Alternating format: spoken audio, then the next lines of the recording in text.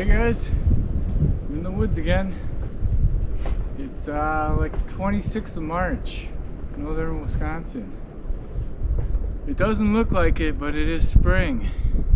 The normal temperatures lately have been like 35, getting to 40, but today is actually really cold and we're only going to hit like 20 degrees for a high. It's pretty windy, it's a little bit of snow, so it's actually a really cold day. I was hoping this trip would be a nice spring winter hike, but it's cold, it's winter still.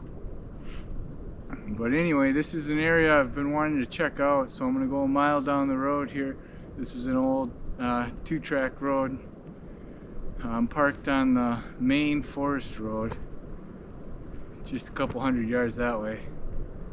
But today's video is going to be about my lessons from winter camping this last year. So I went out a couple times and learned a lot of things and made some changes, and let's talk about it. So stay with me, guys.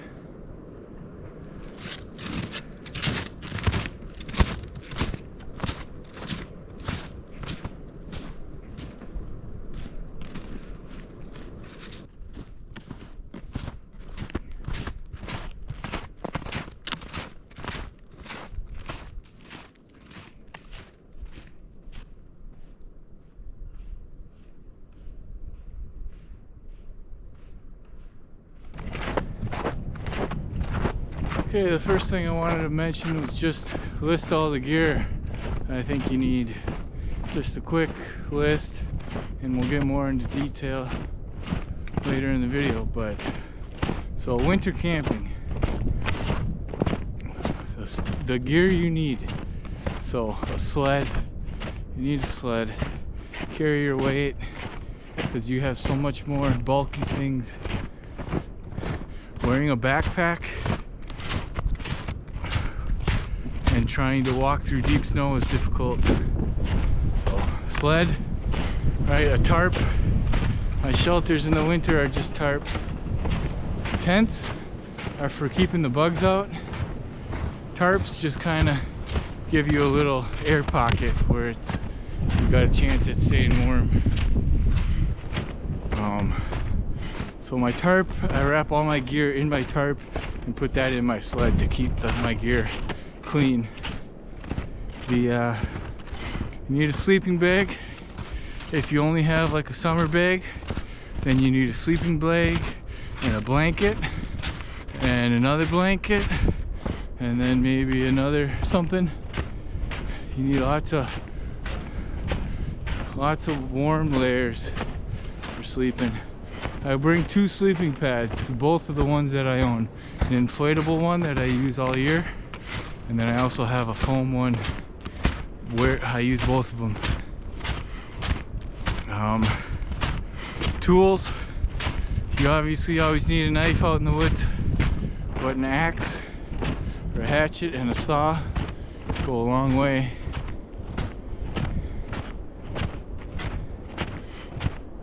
And then you need to bring some food and a way to cook it. So if that's a pot or a pan, if you're gonna fry food or you're gonna make a chili or whatever you're gonna do, food. And then that's it, that's the basics. You need to wear appropriate clothes. So unless you're trying to get into crazy bushcrafting and wood skills, there's obviously more to do and use, but the basics are just make sure you're warm enough at night, make sure you can get your gear into the woods, make sure you got something to eat. That's about it, that's all you gotta do. And then you're camping. Alright, let's talk about parking your vehicle. So I've done it this year with both a pickup truck and my car. The first time I went out, I borrowed a pickup truck, and what a truck does is it gives you 4-wheel drive and it gives you ground clearance. You can get further back in these forest roads with a truck. You can get more isolated, you can get yourself away from the roads more. With a car, you don't really have any option. You're pretty much stuck to perfectly plowed, clean roads. What I did when I had my car is I actually parked right on the highway. I shoveled off a little bit of a space and I got my car off as far as I cared to put in the work for, and I just hiked in right from the highway. Highways are plowed. Yeah, so when you're going out, you always need to have a shovel, because you could easily get stuck, and a shovel is the only thing that's going to get you out. If you bury your truck or your vehicle where the center of your car is on the snow and your tires aren't hardly on the ground, you need to shovel out your vehicle. So I always have a shovel, and even when I go winter camping, I bring the shovel with me, like in the woods. The biggest unknown with vehicles is the road condition. You never know what the roads are going to look like. You never know what a forest road looks like. You can look at the DNR vehicle use maps and it'll say it's a gravel road, and you get there and it's a 2-track, just 2 little tire lanes going through the woods with a high mound of grass and everything growing around it. You never know. You pretty much have to go and see for yourself. So the best you can do is look on, if there's a street view from Google, and try to look at where the highway meets that road and judge it for yourself. If it's a big wide road, there's a good chance they might plow it. Otherwise, it's really just an unknown. You have to learn from experience in that case.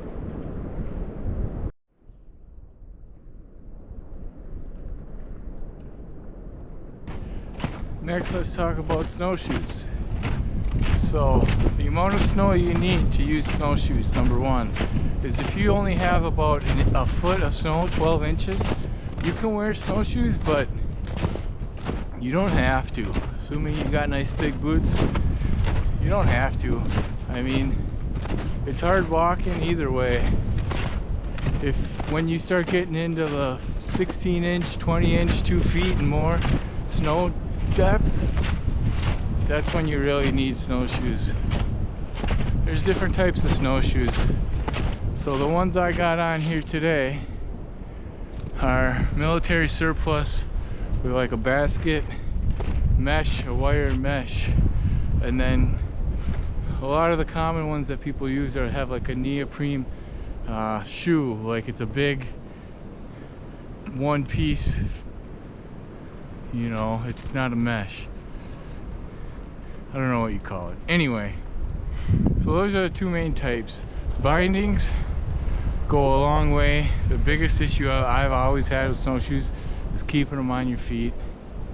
Your big rubber boots are the hardest ones to bind the snowshoes to, but cost is pretty crazy. Some of the good snowshoes are $200-300. These military ones are only, I paid $90 for them in 2022, so they're not actually that bad comparatively. I'm pretty happy with them. As far as bindings go, these ones are working really good. They have just a strap that comes over the top of the toe, and then one that goes around basically your ankle, and it holds it on there pretty good. The other kind of has like a web that goes around your foot, the front of your toe, from more than 2 points. It's basically like 4 points holding down the front of your toe, and then the strap that goes around your ankle. And these ones I like a lot better, where it's just one strap across the front. What I see people use online a lot are the ones that ratchet tighter, you know, like a bike helmet cranks tight. Those ones people seem to like, but I have no experience with them. Whoa, look at this. Holy cow. She's deep. Look at that. 3 feet for sure.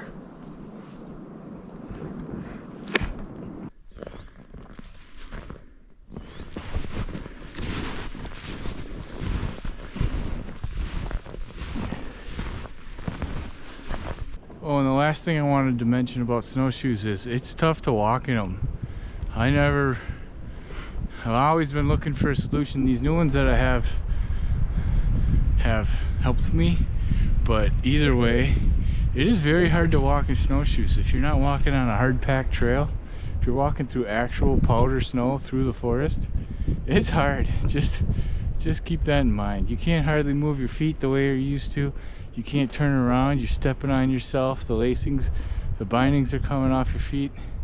It's hard to do. It takes some practice, and even with practice now, after doing it the whole winter, a handful of times, 3 or 4 times, I'm better. I know what to expect, but it's not necessarily any easier.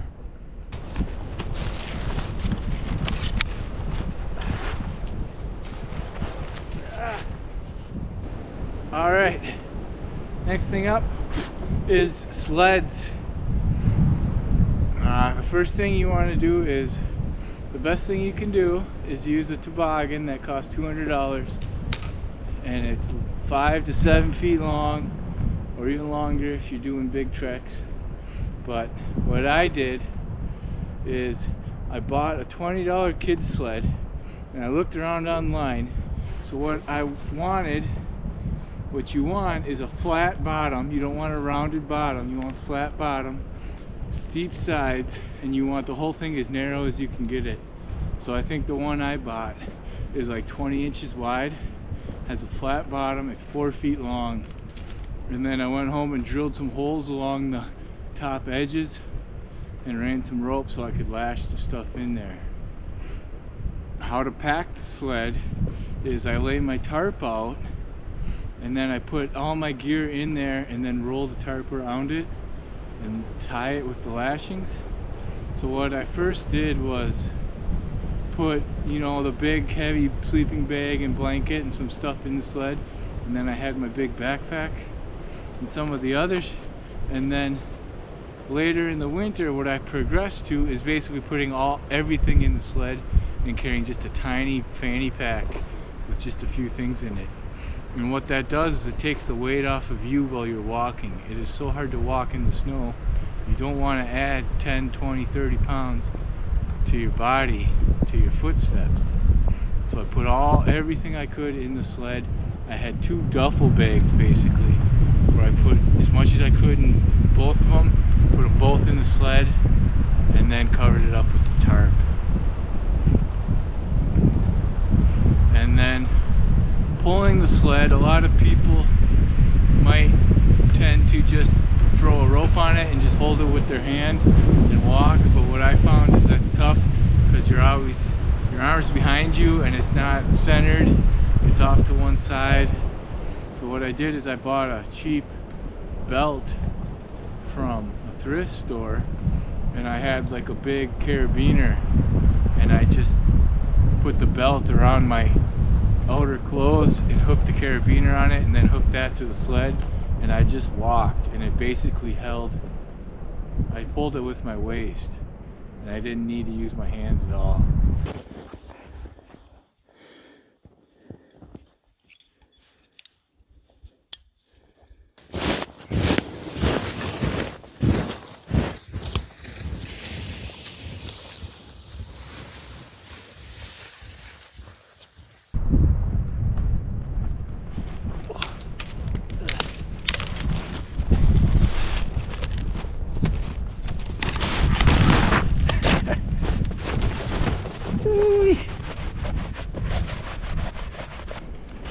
Okay, so now you got your car parked, you got your snowshoes on, and you got your sled and all your gear packed in it. Next thing to consider is the site selection. Where are you going to camp? So in the winter, walking is hard.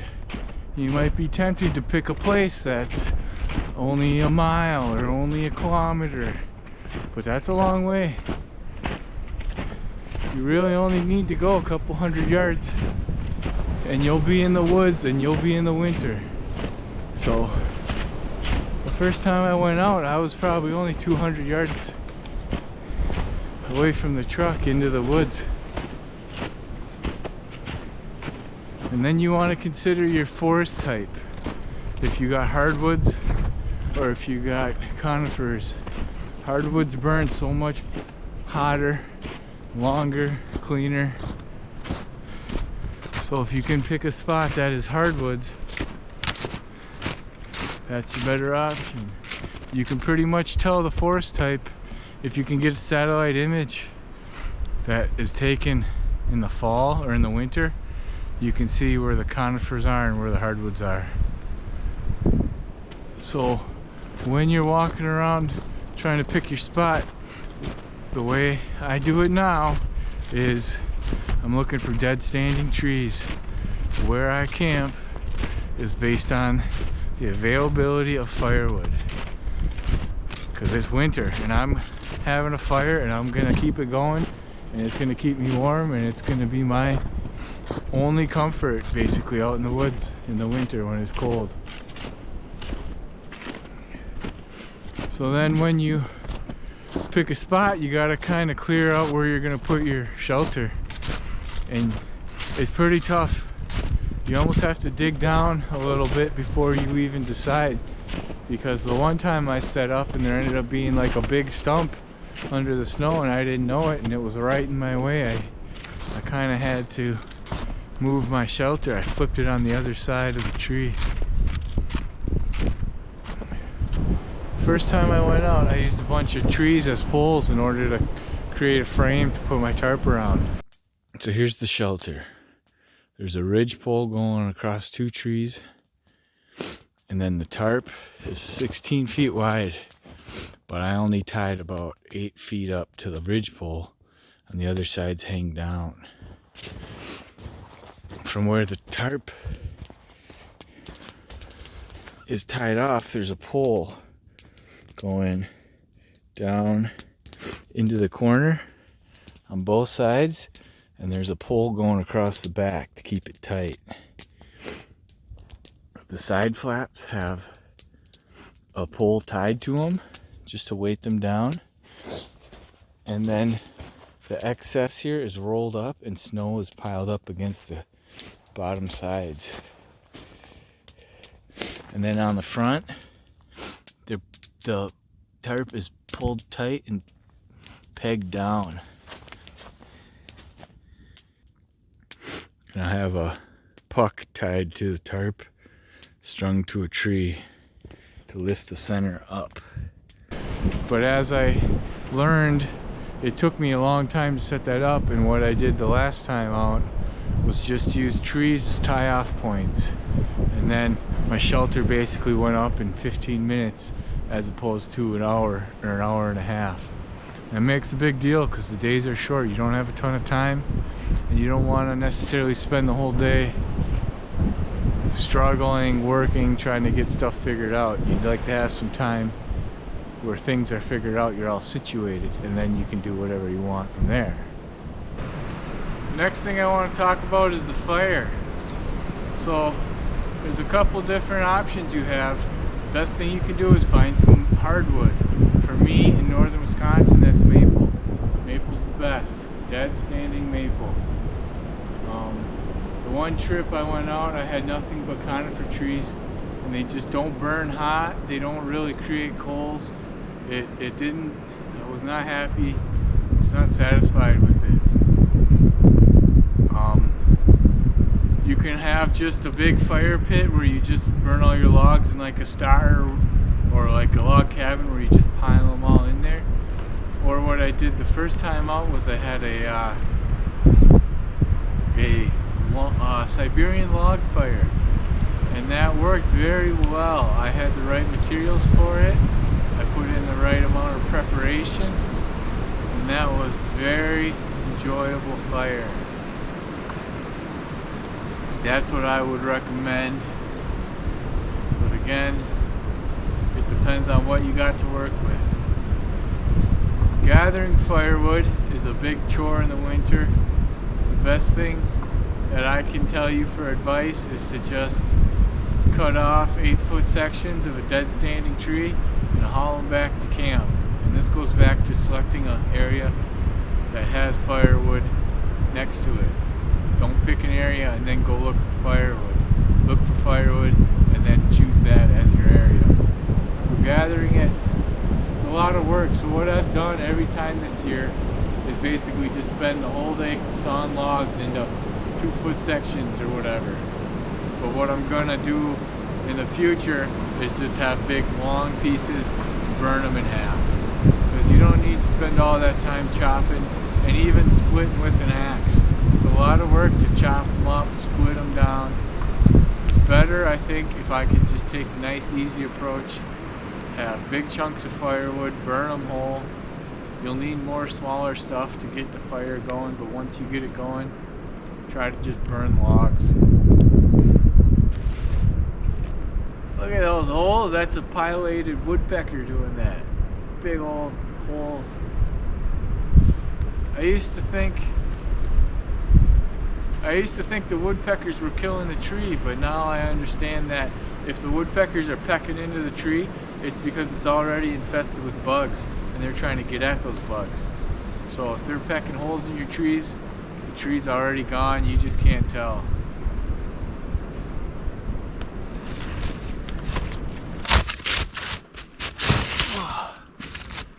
Next thing I want to talk about is the shelter itself. So there's lots of different ways to set up a shelter. I used a tarp every time. I liked it, it worked, it's easy. I just don't think a tent goes a long way. A cold summer tent goes a long way. For me, the tents are just to keep bugs out, the mesh. In the winter there are no bugs, so I just bring a tarp.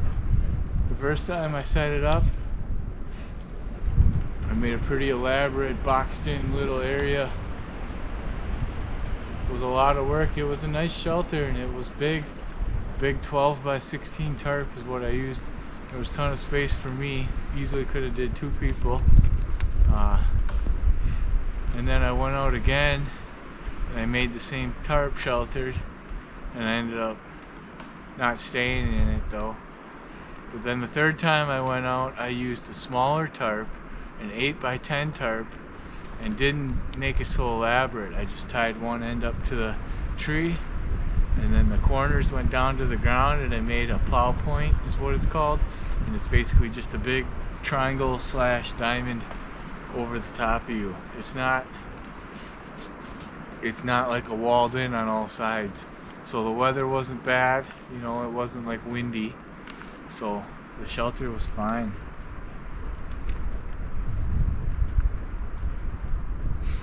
So I'm not sure if you need to be enclosed on like all sides or not. If it's obviously windy, the more air you can trap, the more of an air pocket you can make, the more shelter you have. But if it's not super windy, you can really, I think you can have more of an open shelter. I don't think it's that big of a problem. The tendency, the psychological aspect of being all closed in, I think is not necessary. I think it's more of a psychological benefit than it is an actual physical benefit. And the first shelters I made, like I described, they were very elaborate and it took me an hour and a half to get them built and worked out and get everything. And the simple shelter just went up in like 15 minutes. I really recommend starting with a simple shelter.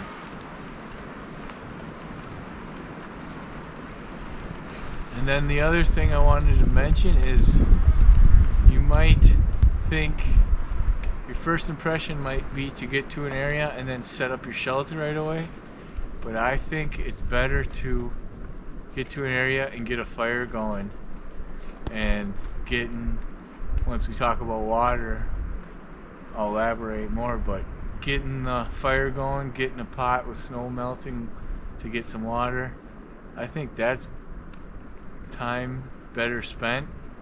And then while you're getting firewood and you're walking around the area, you can kind of scope it out and you can make a better judgment of where you want your shelter to actually be. So I recommend fire first, shelter last. But don't wait until dark, obviously. If it's getting dark, put the shelter up.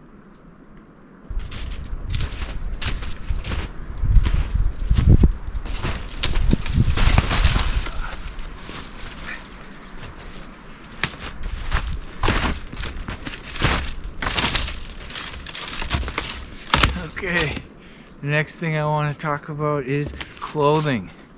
Today you can see I'm all decked out in wool, nothing but wool. What I do from the very start is I got some long underwear bottoms that are actually like shorts, like underwear, right? But they're longer briefs, they come all the way down my thigh. And then I have a full length long underwear and long underwear top.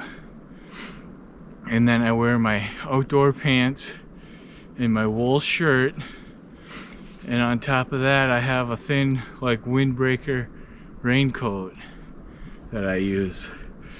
And I always bring with me an extra pair of long underwear bottoms and long underwear top.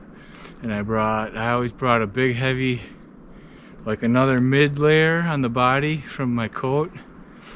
It's like a fleece or whatever layer for my coat. So I basically, and then during the day I just wear the long underwear and then the one outer layer. But as the sun goes down and I stop moving around, then I put on all my other layers. And I'm basically wearing most of what I brought with me except for my spare long underwear. I always bring 2 hats. I sleep in the one hat and I use the other hat all day. Everything gets all sweated up. So starting out, it's a lot of work. You're messing around with your gear, you're getting your gear straight, you're hauling through the woods, you're doing all sorts of tough physical activities. You get hot, even though it's 10 degrees out or 20 degrees out, you're still overheating, your body is generating a lot of heat. So you got to keep in mind that you don't want to get too sweaty. And if you do, I do sweat. The fact of the matter is I do get sweaty. But in the evening I stop and I hopefully dry out more. And if I was not dried out and I thought my clothes were just really damp, I would actually change out of them. And I wouldn't, like, if they were really that damp from sweat, I would put my spare long underwear on and I wouldn't wear any of it in my sleeping bag when I go to bed. But if they're not too bad, I think they dried out a little bit by the fire that evening, I'll wear most of my mid layers and under layers right into my sleeping bag. And the main thing everybody talks about is you need to have layers. Layers is what keeps you warm. You can take one off, you can put one extra one on. You don't want just like one big giant coat. You want a bunch of little things, a progressive layering system. And that's what I always do. And I didn't have any trouble this year with clothing.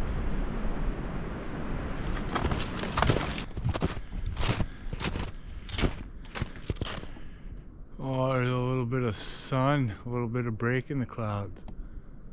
Beautiful. Oh, I can feel the warmth, the light.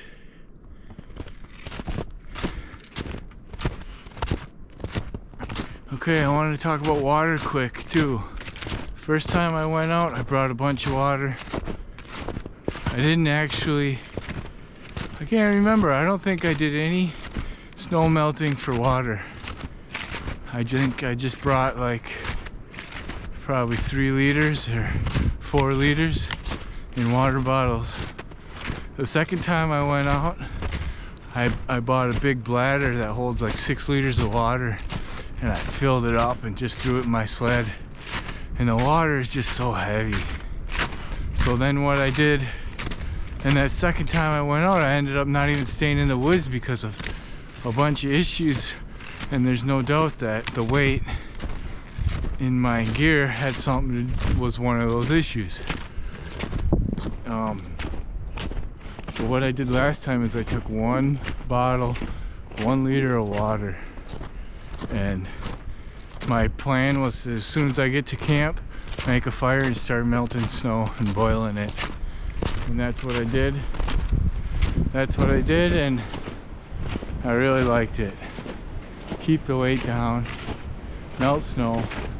First priority when you get to camp is get water going. Then you have a fire, right? It's just, water's just so heavy. And when there's so much snow, why not just use it?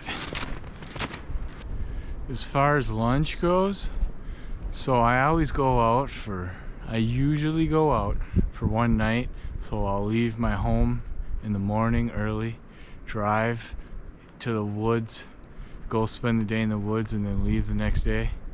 So I'll eat breakfast at home, but when I get to the woods, as far as lunch goes, you can cook some stuff, you know, hot dogs roasting on a fire, or like I was making pudgy pies a lot this year. It's a pretty nice, easy lunch. What I did one time is I kind of didn't really eat, and I just kept working, because when you get into the mindset of working hard, you know, building shelters, making firewood, you kind of just want to keep working, you don't want to stop. But then by the time you get closer later in the afternoon, you lose all your energy. The food is your energy. It's your internal combustion engine, right? It's what keeps you going. It keeps your mood better and all that. So I recommend, even if you do like just a trail mix or something, you should make sure that you stop and eat. You're here to enjoy it. A lot of people, when they go camping, you see on videos, they don't eat a whole lot. But as far as I'm concerned, eating is like the best thing. So for me, it's just I want to be out in the woods. I want to build a shelter. I want to sit around a fire, and I want to eat. And that's your basic human needs, are just warmth and food and water.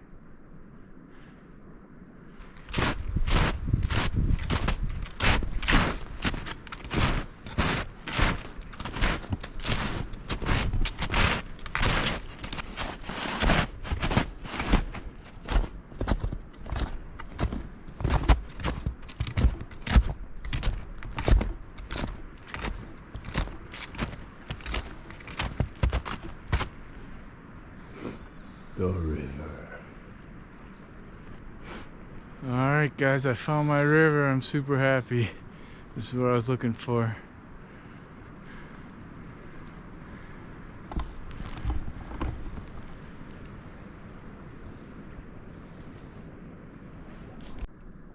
This is a cedar tree. Here's the needles. Cedars are just wonderful. Deer love them. They smell so good. There's lots of big white pines here too. This big one here, this is a white pine. All these big ones.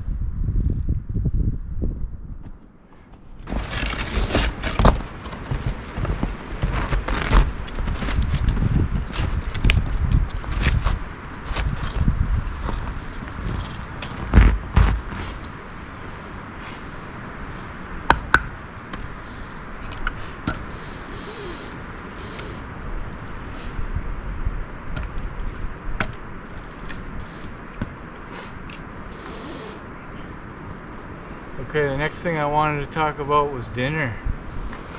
So, what you eat in the woods, right?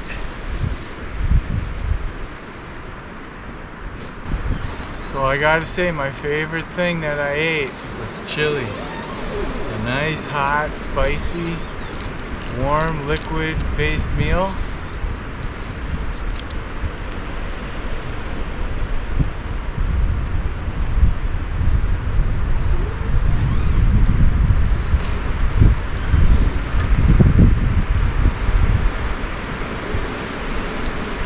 That was absolutely my favorite meal.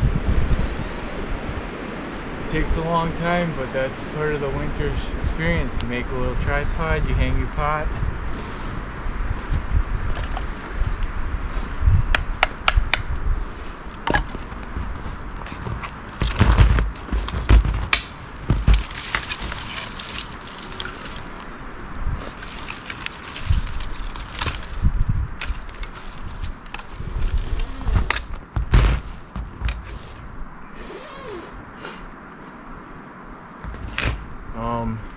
Some good options in winter are grilling food.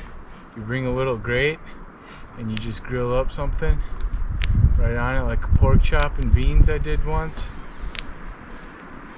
The issue I had once was my plate was cold, so I had a metal, basically a metal plate, and after I made my meal I put it on my plate, and then the plate was cold and the food got cold really fast.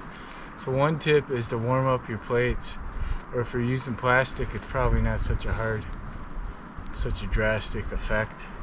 But using metal plates on the winter, it was hard. The other problem I had with the metal cookware is it was really hard to clean because everything was below zero freezing temperatures, below 32 freezing temperatures. So like when I tried to use snow and scrub it, it was basically just sticking to it, and it was like a metal sticky wet surface, and I couldn't like scrub it at all. So then my tip there is to bring use stainless steel cookware and bring like a steel wool pad, and I actually asked around online and everyone said you gotta warm up water for dishes in the winter. So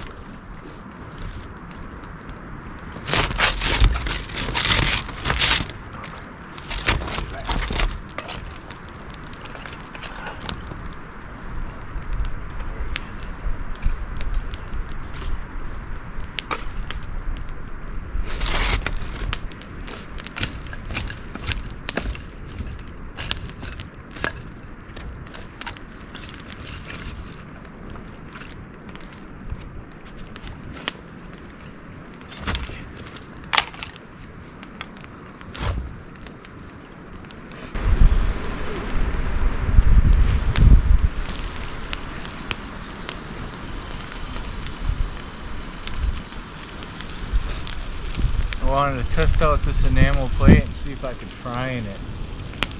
So I got some bacon in here. My understanding is enamel's pretty good in the campfire. I don't know.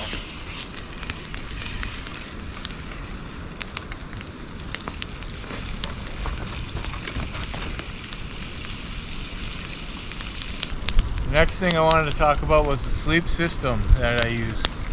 So basically all year, or most start of the winter, let me start over. The whole season I use basically the same system, except for the fact that at one point I made a canvas bivvy with just a thin canvas fabric, and I put everything, the whole sleep system, inside that canvas bivvy, and that was done partially to protect against fire embers because I was trying to keep the fire going while I was sleeping. But what I did is I have a 20-degree rated sleeping bag. I'm sleeping in basically down to 0 temps. so I had to do additional warmth. So what I did is I bought a cheap wool blanket. I used that. So I had my sleeping bag, my cheap wool blanket. I had both my sleeping mats, a foam one and an inflatable one. Every time I slept out, I tried to keep the fire going overnight to keep me warm, but I really only succeeded in doing that the first trip out. But that's always an option, is to try to keep your fire going. You wake up every few hours and you pile wood up next to where you're sleeping and you just throw it, literally toss it a couple feet over. And then I had a really long, like 8-foot stick, and I kind of would rearrange the fire from my bed. The first time I went, I had my tent, my tarp folded around on the ground so that I was basically, it was underneath me. But when I went with the smaller, lighter tarp, what I did is I brought my tent footprint and laid that out on the ground as a tent sheet, or a ground sheet. And then I slept. Everybody says you're supposed to sleep in like your long underwear or something, and that's how down works the best.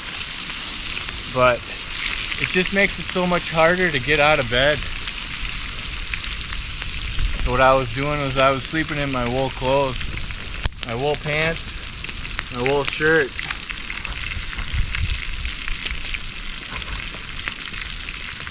And obviously the best solution is to get a winter sleeping bag, but the problem is, if you want to buy a nice down sleeping bag for winter, it's almost $300-400, or like $800 or $1,000. It's just so expensive. So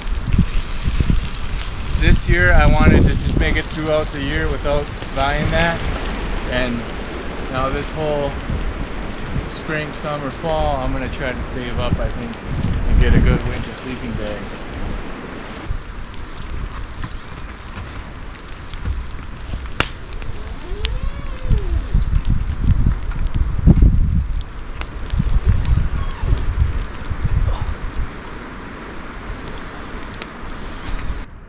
And the last thing I wanted to talk about was what happens in the morning. So, number one, all your water's frozen. So if you're trying to make coffee or something, one time I couldn't even make coffee. One time I tried to melt my water. It was in Nalgene bottles, and I set it near the fire, but what I thought was far enough away to get the water to melt a little bit. And I ended up ruining the Nalgene bottles, were all warped.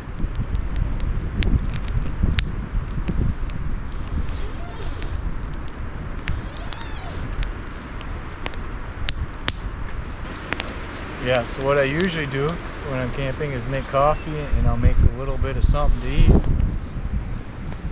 Either bacon, or I'll make an actual meal, or I'll just do an oatmeal or something. But in the winter it's so tough, you don't have water, everything's frozen. Bacon's I'm eating bacon right now, but bacon's good.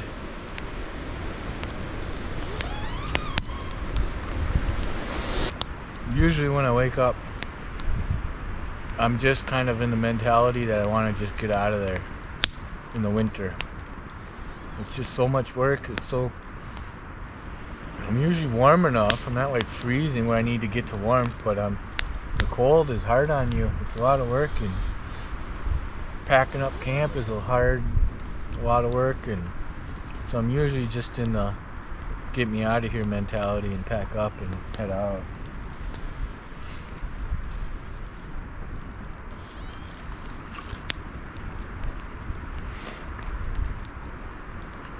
Breaking camp is pretty easy usually. You kind of just, with practice, you get everything shoved in your bags and pile it all in there as organized as you can, and pack it up just the way you did to bring it out there. And In the winter, I usually just follow my tracks out. I don't worry about navigating too much. I've never gone too far in the winter, so it's never really been an issue. I just follow my trail out, and it's easier to walk on your trail. The other thing I wanted to mention was tapping out. If you need to leave, you need to be prepared to get yourself in a situation where, alright, I can't stay the night, I need to get out of here. I did that once. It was cold. It was forecasted to be pretty cold. I didn't have a lot of experience yet. I think I only went out once before that. So, and I didn't have a lot of firewood, and it was pretty short days. It was only like a week or two after the solstice. The days were short. I didn't have a lot of daylight left. I didn't have a lot of firewood ready. I only had like an hour, and so I basically packed up my stuff and went back out. And that's always a possibility. So I would advise not going super far in, because you have to keep the possibility of getting back out in a relatively quick fashion. You have to keep that option until you get more experienced, at the very least. Alright guys, that's it for the video. That's what I learned from my first year winter camping. If you have any specific questions, please leave a comment. I'll answer every one of them. Yeah, the fire's out. All I gotta do is hike out of here. It's about a mile. I'm about a mile in right now. But it's not too bad. It's so late that the snow is so hard. Walking's pretty easy. So thanks for watching, guys. If you liked the video, hit the like button. If you want to see more stuff like it, please consider subscribing. And I'll see you guys next time I go out on an adventure.